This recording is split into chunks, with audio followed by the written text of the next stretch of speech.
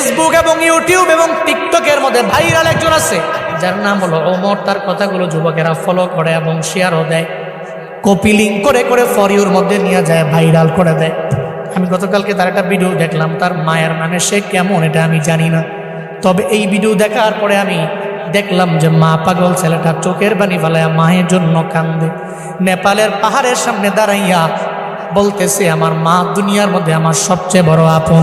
আমার মায়ের বিরুদ্ধে কথা বললে আমি কোনো আইনও মানি না, কাউরে আমি চিনি না, কারণ মায়ের মতো আপন আমার দুনিয়ার মধ্যে কেউ হতে পারে না।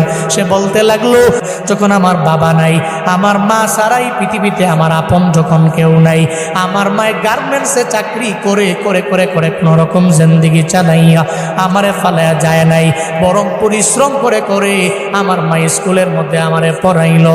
আজকে আমি অনেক মশহুর হয়ে গেলাম, প্রসিদ্ধ হয়ে গেলাম, সবাই আমারে চিনে, তবে আমি মায়েরে ভুলতে পারি না। নেপালের পাহাড়ের সামনে দাঁড়াইয়া বলতে লাগলো, মা জীবনে কোনোদিন আপনারে আই লাভ ইউ মা বলা হয় নাই, আমি আপনারে ভালোবাসি, আমি আপনারে পছন্দ করি, এটা বলা হয় নাই। ওমর নামক ওই ছেলেটা বলতে লাগলো, এরপরে আমার আপন আমার নানি, যদি জীবনে কোনোদিন একটা হেরিয়ার গাড়ি আমি কিনতে পারি, আমার মায়েরে ওঠামো, আমার নানিরে ওঠামো। যুবকেরা তোমরা অন্যান্য বিষয়গুলো টিকটক দেখা দেখে অন্যজনরে ফলো করো, তবে এটা কেন ফলো করো?